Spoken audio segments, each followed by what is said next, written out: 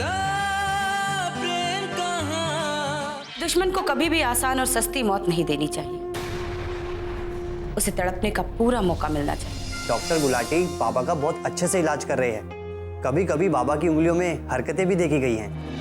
ये आप कैसी बातें कर रहे हैं इंस्पेक्टर मान? अक्षय मेरा बहुत अच्छा दोस्त था, मैं उसे मरवाने की कोशिश क्यों करूंगा? अगर आज तेरी भी शादी हुई होती तो तू भी रमेश के साथ दुल्हन के जोड़े में करवा पूजती और तेरी पहली पूजा होती। सुशीला की जिंदगी तो रमेश बाबू बर्बाद कर चुके हैं, मगर मैं आपको इस तरह बिखरता हुआ नहीं देख सकती। मुझे रमेश से कोई उम्मीद नहीं है, मगर मैं जानना चाहती हूँ कि आखिर मेरा कसूर क्या था? क्यों वो मेरी भावनाओं के साथ खेलता रहा? क्यों मेरे प्यार को मजाक बना दिया उसने? मेरे पूरे परिवार को बर्बाद करके रख दिया।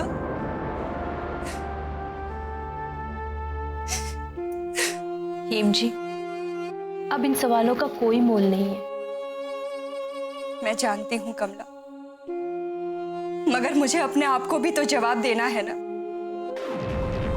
ऐसा प्रेम कहाँ होता है?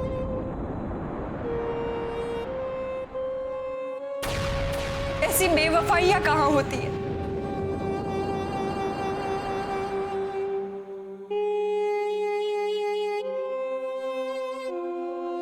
क्या मैंने रमेश को प्रेम करके अपनी जिंदगी की सबसे बड़ी भूल की थी? हेम जी, मैं आपके दर्द को समझ सकती हूँ, मगर इसका मतलब ये नहीं है कि आप अपने आप को सजा दें। आपके ऐसा करने से आप किसी को खुश नहीं रख पाएंगी। मैं जानती हूँ आपने अंदर ही अंदर अपने आंसुओं के सैलाब को बांध रखा है। हेम जी, आप मुझसे कई ज्यादा पढ़ी लिखी हैं, समझदार हैं, मगर फिर भी मैं आपसे एक बात कहना चाहती हूँ, इन आंसुओं को बह जाने दीजिए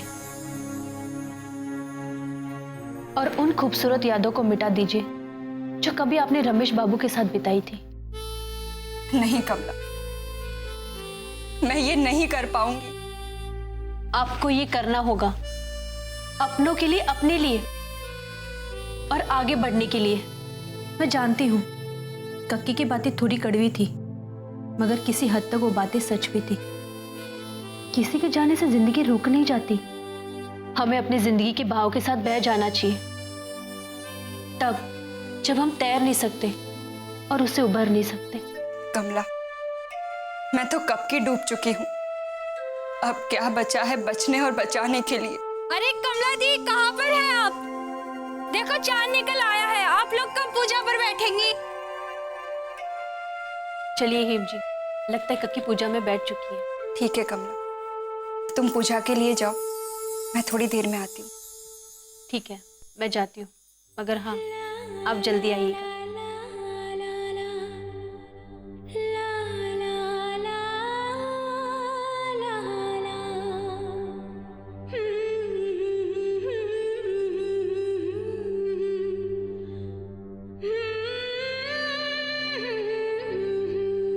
शोना रे शोना।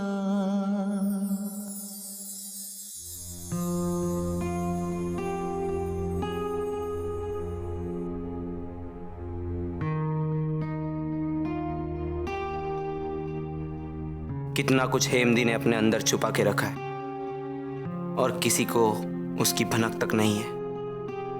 रोमेश के साथ आखिर हुआ क्या था? क्यों रोमेश और हेमदी अलग हो गए? हेमदी अंदर ही अंदर कितना घुट रही होगी।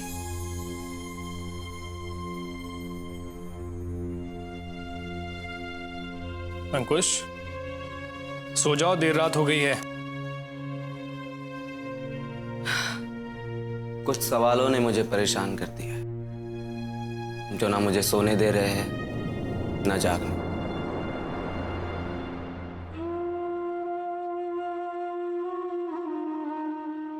क्या हुआ? तुम क्या सोच रहे हो? यही कि भगवान ने नारी को इतना सहनशील क्यों बनाया है कि वो अपने ही गमों को खुद में समेट लेती है और गलती से भी दूसरों के सामने नहीं आने देती। तुम किसके बारे में बात कर रहे हो? मैं हेम जी को लेके बहुत परेशान हूं। कैसे जी रही होगी हेम जी? क्या सोचती होगी वो? कहाँ चला गया रोमेश? ये चीजें तो मैंने भी नोटिस की है यार। हेम जब भी मेरे सामने आती हैं तो उनकी आंखों में रोमेश को लेकर बहुत सारे सवाल होते हैं, लेकिन उनकी जुबान कभी कुछ पूछती नहीं। बारिन, एक बात पूछूं? पर तुम्हें मेरे सवाल का जवाब देना ही हो। क्या पूछना चाहते हो तुम?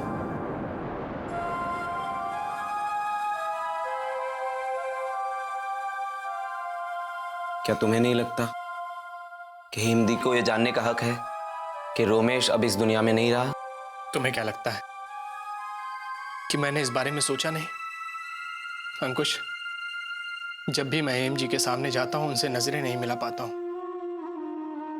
उन्हें कैसे बताऊं कि उनकी आंखें जिस रोमेश को खोज रही हैं वो अब इस दुनिया में नहीं है। मगर बारीन, तुम कब तक उन्हें अंधेरे में रखोगे? कभी ना कभी तो ये सच उनके सामने आ ही जाएगा। मैं जानता हूं अंकुश, तुम सोच रहे होगे कि मैं जो भी कर रहा हूं गलत कर रहा हूं, लेकिन तुम ही बताओ कि अगर तुम मेरी जगह होते तो क्या करते? शायद मैं तुम्हारी जगह पे होता तो एक कोशिश जरूर करता कि हेमदी को सब सच बता दूं। ऐसा मुझे भी लगता था अंकुश। जब हेम जी और रोमेश अलग हुए थे तो मैंने भी सोचा था कि हेम जी के पास जाऊं और सब कुछ साफ साफ बता दूं, लेकिन नहीं, कि उनके अधूरे सपनों को छीनने की हिम्मत मुझ में नहीं थी। मगर बारीन, ये तो सोचो कि जिस दिन हेम जी को ये बात पता चलेगी उन पर क्या बीतेगी। उसी दिन के नाम से तो मैं भी डरता हूं अंकुश, कि जिस दिन सच्चाई सामने आएगी क्या होगा, कैसे होगा, कैसे संभालेंगी हेम जी अपने आप को। इसीलिए मैं ईश्वर से प्रार्थना करता हूं कि उनका भ्रम ही बना रहे। सती की सभी सखियां पूजा करके वहां से चली गई, मगर सती ने वहीं पर मिट्टी के पिंड के पास बैठे रहने का संकल्प ले लिया और उन्होंने अपने सखियों के साथ अपने राजमहल ये संदेशा भिजवाया।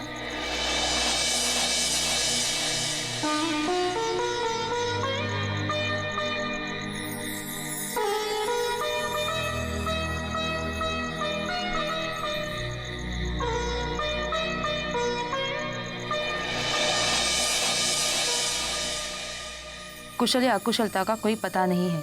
मेरे स्वजनों का मेरे पीछे क्या हाल होगा, इसकी मुझे चिंता लग रही है।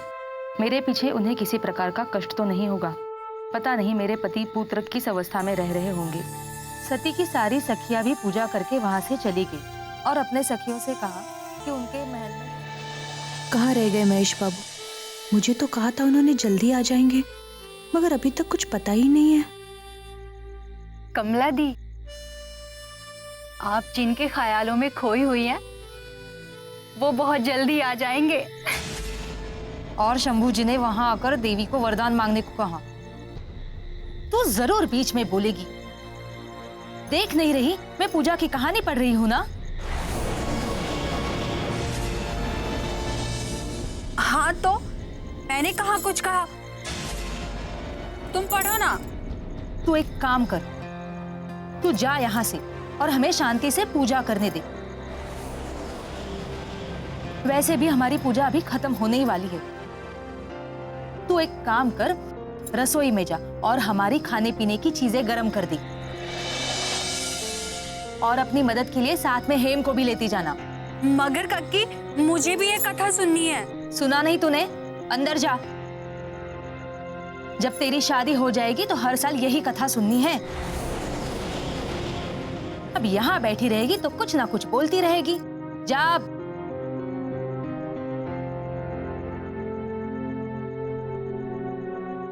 और सती को शंभू भगवान की पत्नी होने का वरदान मिल जाता है। अब मैं स्वजनों से रहित दुखी होकर इस घने वन में घूम रहा हूँ। अब मुझे अपने स्वजनों की कुशल या अकुशलता मगर ये सब उनके हाथ के चलते हुआ, इसलिए शिव भगवान भी इस बात को लेकर बहुत चिंतित हो गए, क्योंकि उन्हें सती माता का भविष्य साफ दिखाई दे रहा था।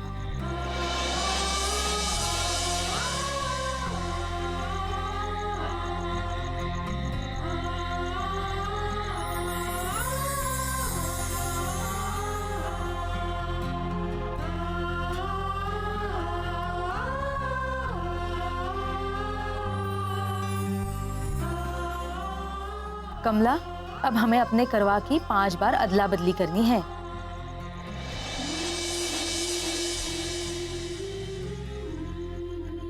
मगर ध्यान रहे, करवा को उठाना नहीं है, उसे जमीन पर सरकाते हुए बदलना है।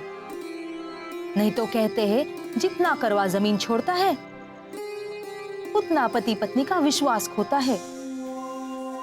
और ना ही करवा के अंदर रखा पानी छलके, क्योंकि जितना पानी छलकेगा उतनी पति की उम्र घटती जाएगी। और ये जो दिया है ये तो बिल्कुल नहीं बुझना चाहिए, ये तेरे प्रेम की निशानी है। कक्की, मुझे डर लग रहा है, अगर मुझसे कोई गलती हो गई तो? कोई गलती नहीं होनी चाहिए।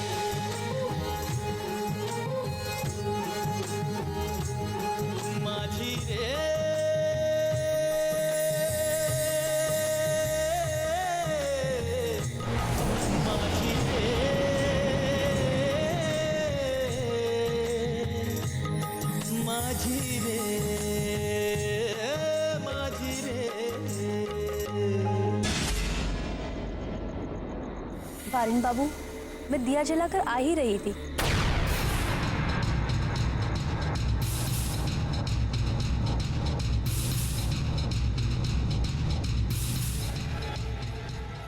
बारिन नहीं, रमेश। अरे क्या हो गया? ज्यादा जला तो नहीं?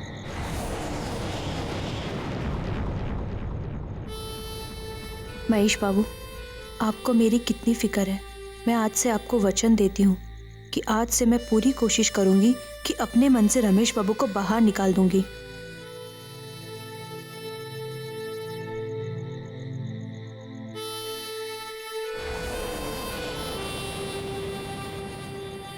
अब सारे दर्शन यही कर लोगे क्या?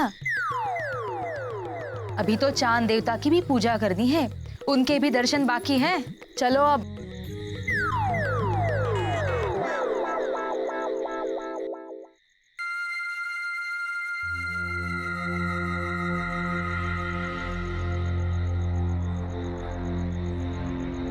मानना पड़ेगा, आनंदो सर ने इस घर की नींव बड़ी मेहनत और लगन से रखी होगी, लेकिन तब उन्हें पता नहीं होगा कि एक ऐसा तूफान आने वाला है जो इस घर की नींव को हिला कर रख देगा। हिम बीबी, मेरी आपसे कोई दुश्मनी नहीं है, लेकिन ये रोमेश बाबू, अरे काहे का बाबू, कि रोमेश और बारिन, इन दोनों ने मुझे बहुत सताया है और इतनी बड़ी बात आपसे छुपा के रखी, इसका खामियाजा तो उन्हें भुगतना ही पड़ेगा, क्योंकि उन्हें पता नहीं है आग, पानी और उमाकांत, आग जलाता है, पानी डुबोता है और उमाकांत तड़पाता है।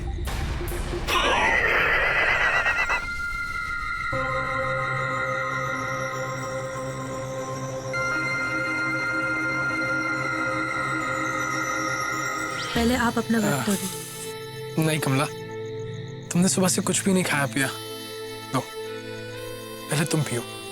नहीं, पहले आप। ठीक है।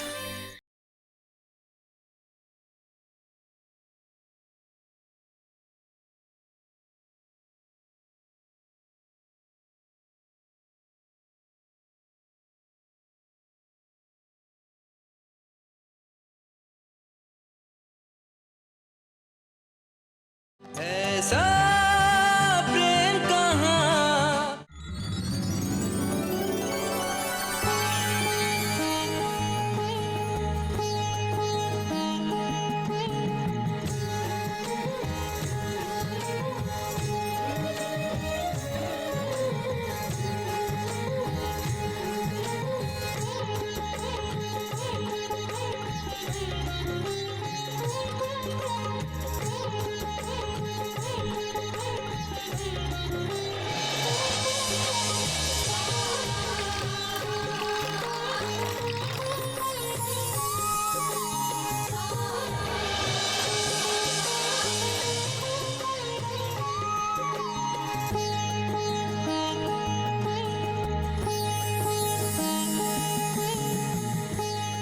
कमला, तुम भी पूजा करके नीचे आ जाना, मैं चलती हूँ। ठीक है कक्की, मैं आ जाऊँ।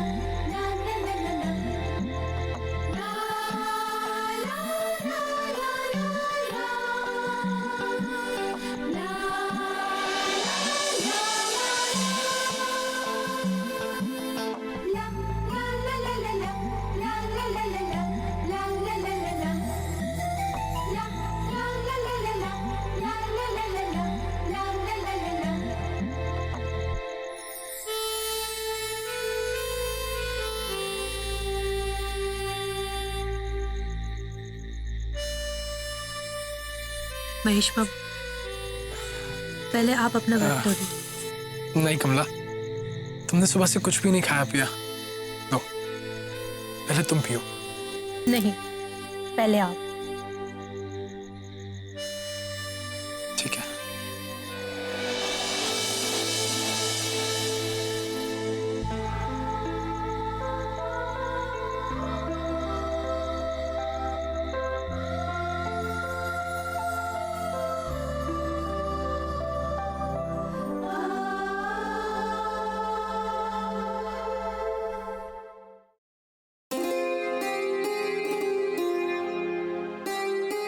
ये कक्की भी ना घर में सुबह से हंगामा मचा के रखा हुआ है। तूफान है, पूरी तूफान।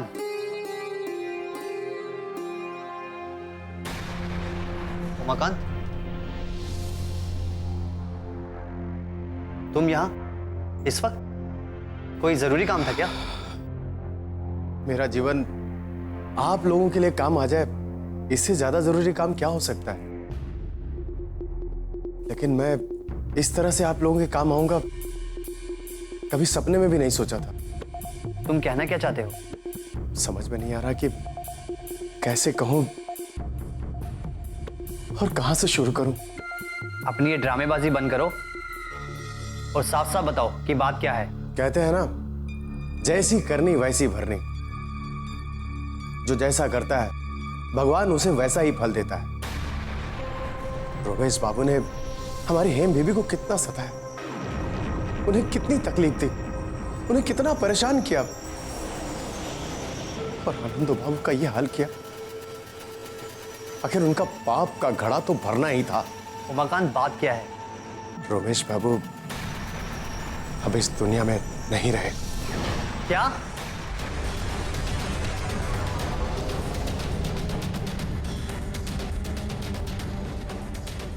ये तुमसे किसने कहा?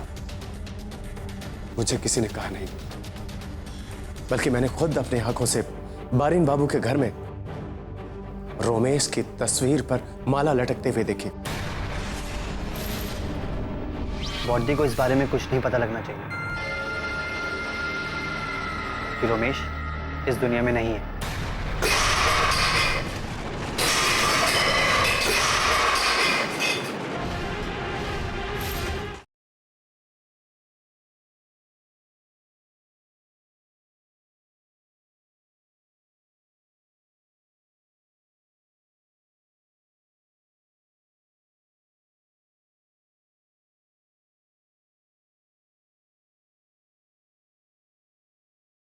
ऐसा प्रेम कहाँ। रोमेश की तस्वीर पर माला लटकते हुए देखी और बारिन बाबू को किसी से बात करते हुए सुना कि रोमेश बाबू का एक्सीडेंट हो गया और अब इस दुनिया में नहीं रहे। ये तुम क्या कह रहे हो उमाकांत? मैं सच कह रहा हूं। इतनी बड़ी बात बारिन ने हम सबसे छुपाई। इस बात का तो पता लगाना ही पड़ेगा। उमाकांत, कान खोल के एक बात सुन लो। बॉडी को इस बारे में कुछ नहीं पता लगना चाहिए कि रोमेश इस दुनिया में नहीं है।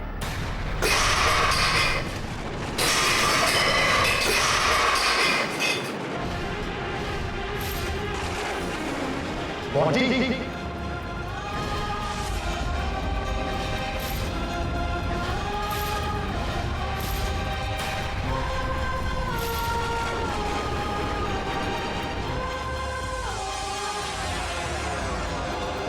बॉडी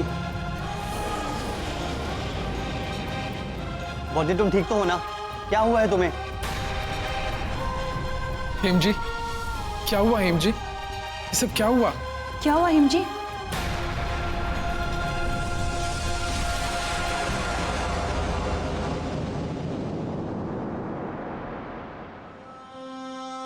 उमाकांत, ये कब हुआ?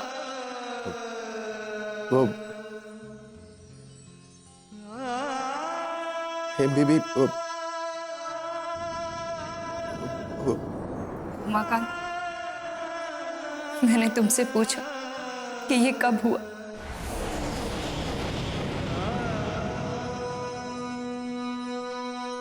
और तुम्हें कैसे पता चला? रोमेश बाबू का एक्सीडेंट हो गया और घायल हो गया।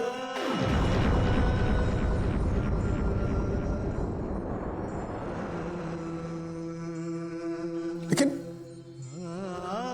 यह एक्सीडेंट कैसे हुआ, इसमें किसका हाथ था, इसके बारे में मुझे कुछ ज्यादा जानकारी नहीं है। बारिन बाबू इस बारे में ज्यादा जानते हैं।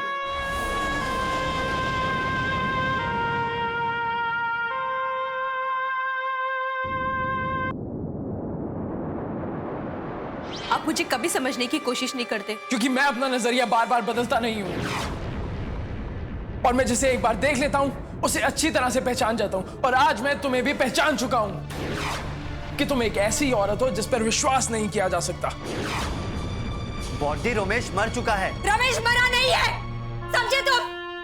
रमेश जिंदा है। रमेश को कुछ नहीं हो सकता। ऐसे भी क्या नाराजगी कि वो ये दुनिया ही छोड़कर चला जाए। वो जिंदा है, ऐसे कुछ नहीं हुआ।